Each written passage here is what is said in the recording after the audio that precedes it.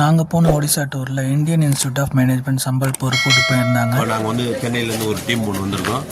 Youth கேன்க்லேவன்ற ஒரு daily தினந்தோறும் வந்து அவுட் சைட்லாம் கொண்டு போகிறாங்க. இன்றைக்கி வந்து பார்த்தீங்கன்னா காலையில் நாங்கள் இந்தியன் இன்ஸ்டியூட் ஆஃப் மேனேஜ்மெண்ட் அந்த சம்பல்பூர்லேருந்து வந்திருக்கோம். எல்லாம் ஒவ்வொரு ஸ்டேட்லேருந்தும் ஒரு 20-25 பேர் ஸ்டூடெண்ட் வந்திருக்காங்க. தமிழ்நாட்டிலேருந்து இப்போ கோவிந்தராஜ வித்வான் அவர்கள் நான் யோகா இன்ஸ்ட்ரக்டர் இப்படி வந்துருக்கிறோம்.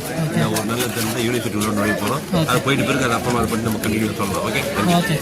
இந்த இந்தியன் இன்ஸ்டியூட் ஆஃப் மேனேஜ்மெண்ட் சம்பல்பூருக்கு வந்த டூரிஸ்ட் எல்லாரையுமே லைன் ஃபார்ம் பண்ணி நிற்க சொல்லிட்டு கேம்பஸ் உள்ள அலோவ் பண்ண ஆரம்பிச்சாங்க.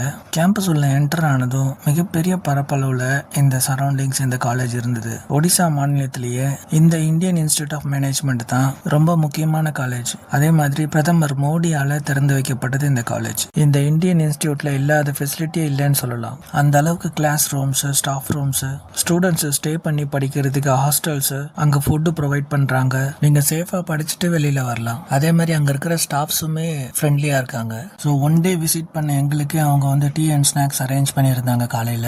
அதுக்கப்புறம் அங்க இருக்கிற ஆடிட்டோரியம்ல எல்லாரையும் அசம்பிள் பண்ணிட்டு அந்த காலேஜோட டீடைல்ஸ் பத்தி சொல்லியிருந்தாங்க. அந்த காலேஜ் வந்து யாரால அடிக்கல் நாட்டப்பட்டுச்சு, எவ்வளவு பேர் அங்க படிக்கிறாங்க, என்னென்ன ஃபெசிலிட்டி இருக்கு, எல்லா டீட்டெயிலுமே சொல்லியிருந்தாங்க. அதுக்கப்புறம் பூரி ஜெகநாத் கோவில் போறது ஈவினிங் ட்ரெயின் புக் பண்ணியிருந்தோம். ஸோ அதுக்கப்புறம் நாங்க அங்க இருக்கிற லோக்கல் பஸ் பிடிச்சி சம்பல்பூர் ரயில்வே ஸ்டேஷனுக்கு கிளம்பிட்டோம். ஸோ இதோட ஃபுல் வீடியோ வந்து நம்மளோட யூடியூப் சேனல்ல இருக்கு. லிங்க் டிஸ்கிரிப்ஷன்ல கொடுக்குறேன், நீங்க கண்டிப்பா போய் பாருங்க.